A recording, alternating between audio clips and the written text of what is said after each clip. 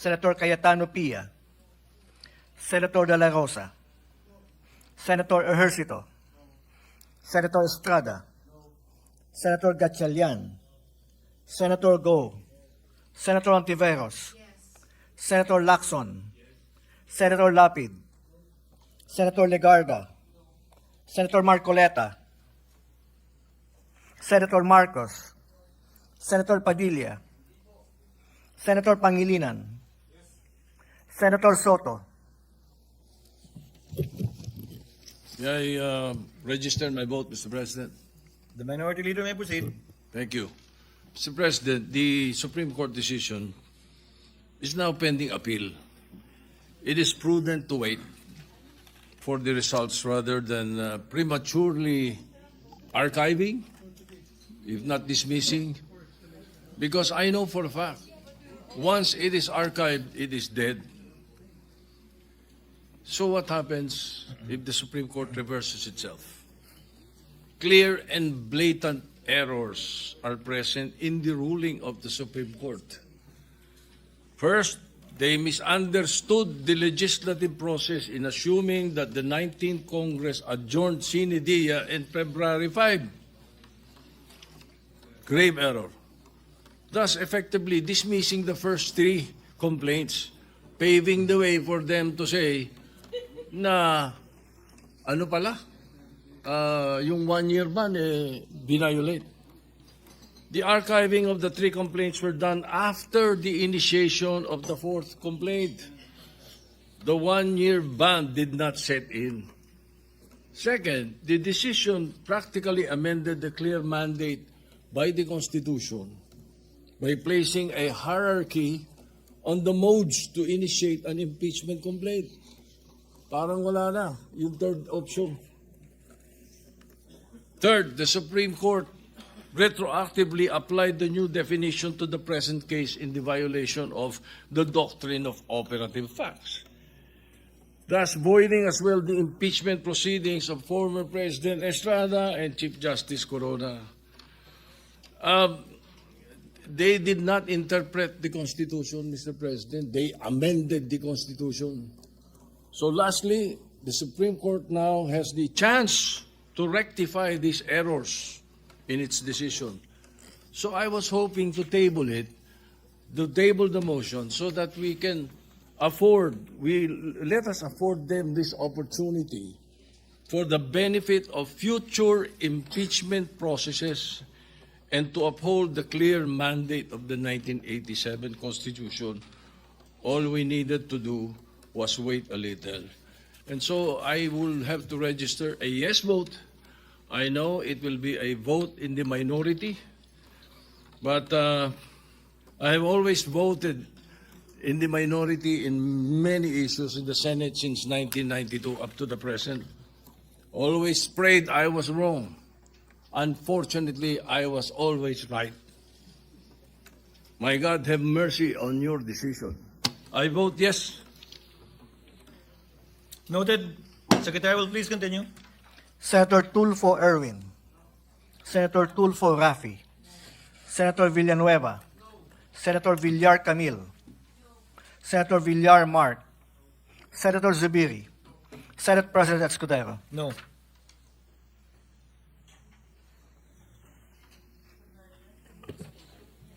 Pwedeng mag-explain ng boto. Before the explanations of vote, Chair would first like to make of record the result. With 5 affirmative votes, 19 negative votes, the motion to table the motion of Senator Marcoleta is lost. Lost. Soto. Sorry, Senator Soto is lost. No, he said the motion to table the motion of Senator Marcoleta is lost. Yes. Pati tuloy ako, nalito dito siya. Mr. President, Senator Villanueva. if I may, Mr. President, and to go back to the first motion raised by Senator Marcoleta, if I may be allowed, Mr. President, to amend, Mr. President, the motion, Mr. President. The gentleman may proceed with the permission of Senator Marcoleta. Mr. President, adhering to the immediately executory decision rendered by the Supreme Court en banc on 25 of July 2025, which held, among others, the articles of impeachment are null and void ab initio, and that the Senate did not acquire jurisdiction over the same, I move to transfer the articles of impeachment in relation to case number 002-2011 entitled in the matter of the impeachment trial of Vice President Sara Zimmerman Duterte to the archives. I so move, Mr. President. What does Senator Marcoleta say? I accept, Mr. President. There is a motion as enunciated by the minority floor leader.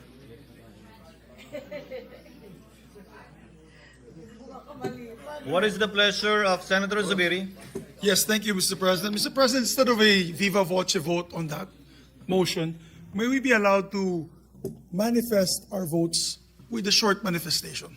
Mr. President, each and every one of us. This, Yeah, through nominal voting, Mr. President, with the permission of the body, of course. no, I think Senator Soto, the motion of Senator Zubiri is to conduct nominal voting and allow the members to explain their votes after casting their vote, not after everyone has voted. I think that is the tenor of the motion of Senator Zubiri. Ang binobotohan muna natin, amendment mo di ba? The motion. Tinanggap niya. So, Mr. President, the Majority Leader, Senator Marcoleta accepted the amendment of the Majority Leader. So, what are we voting on now? May we now... The motion hear- as amended Yes, by a motion Senator as- Villanueva. May we hear the motion as amended, please? May the gentleman, the distinguished majority leader, kindly Mr. state President. once again for the record and benefit of our colleagues, the motion as duly accepted by Senator Marcoleta. Thank you, Mr. President. Adhering to the immediately executory decision rendered by the Supreme Court en banc on 25th July 2025, which held, among others, that the articles of impeachment are null and void ab initio, and that the Senate did not acquire jurisdiction over the same, I move to transfer the articles of impeachment in relation to case number 002-2011 entitled in the matter of the impeachment trial of Vice President Sara Zimmerman Duterte to the archives. I so move, Mr. President. May we register, would anyone from the minority or those opposing the motion would like to make of record their objection before so that we can divide the House? Yes, Mr. President, Yes, I please. object and Thank you. ask for a nominal vote. Thank you. With the understanding, Senator Soto, that it is in accordance with the request of Senator Zubiri, that upon the name is called, the explanation of vote may be made, should they so desire. There is a motion duly objected to, as stated by the minority floor leader, to place into to transfer to the archives the impeachment articles of impeachment in relation to the impeachment complaint against Vice President Sara Duterte. Secretary is directed to call the roll and proceed to nominal voting. Roll call vote. The Honorable Senator Aquino. Senator Cayetano Alan. Mr. President, sabi po ng preamble ng Philippine Constitution, we, the sovereign Filipino people, imploring the aid of Almighty God in order to build a just and humane society and establish a government that shall embody our ideals and aspirations, promote the common good, conserve and develop our patrimony, and secure to ourselves and our posterity the blessing of independence and democracy under the rule of law, a regime of truth, justice, freedom, love, equality, peace, do ordain and promulgate this Constitution. Nanumpa po tayo na susundin natin tong Constitution na to. Madali pong sumumpa, mahirap to pa rin. madali pong sumumpa na susundin kung naniniwala tayo sa desisyon. Paano kung hindi tayo naniniwala sa desisyon? Paano kung ang tinatanggal ngayong hapon na to ay si President Marcos at ayaw kong maging presidente si Vice President Sara Duterte? Will I have the courage to follow the same decision? That is the test I apply to myself today. Tinignan ko po ang Supreme Court decision, solid po. Hindi nito inaalis ang kapangyarihan sa House to initiate impeachment. February 6 po, sigurado yan. In fact, before February 6, may Quadcom na, magiging glorieta na yan soon. Tuloy-tuloy po yan, yung mga investigasyon na yon, kasi ganun ang politika sa Pilipinas. I hope yung sa baha, imbestigahan din. I hope yung sa corruption, sa smuggling, sa karami-rami nating utang, not only this administration, last administration, 10 administrations. We in this room are all for accountability, but tama yung Supreme Court sa tamang panahon, tamang proseso. Jeremiah 29:11 tells us, "For I know the plans I have for you, plans to prosper you and not to harm you, plans to give you hope and a future." Plano ng Diyos, pagpalain tayo. Pero plano ng Diyos, durugin tayo. So, I remember this episode, I think it was in Twilight Zone, and it was also many, many times portrayed on television. What if nakilala mo si Hitler when he was 6 years old? Or when he was a baby, papatayin mo ba siya? I think even sa psychology or philosophy classes, tinatanong to ng mga professors, what if you had that unique opportunity, nakatabi mo si Hitler nung 6 years old siya, papatayin mo ba siya? Ang hirap sagutin nun. Of course, for us who believe that thou shall not murder, ang sagot madali. But what if you could have prevented the worst human rights violations in the world, the Holocaust? What if you could have prevented such fire of fascism that it actually swept, kung hindi ako nagkakamali, nag-Time Magazine of the Year pa si Hitler. I wonder what our answer is. But I know my answer here today. If you kill Hitler when you are 6 years old, if you justify the ends by the means, you will create more Hitlers. So if the Vice President is guilty, dapat po siya ay i-impeach. Pero sa tamang panahon at tamang proseso. Nagsalita ng Korte Suprema na mali ang proseso, mali ang panahon. But yun po, Mr. President, sana kung ano ang discussion since February 5 dito na nakatuon kay Vice President Sara Duterte, sana kung sino ang guilty sa mga baha, ganun din tayo. Hindi naman siguro si Sara ang gumawa ng mga baha. Sana po kung ano ang cause ng pagkabansot or stunting yung corruption, ganun din.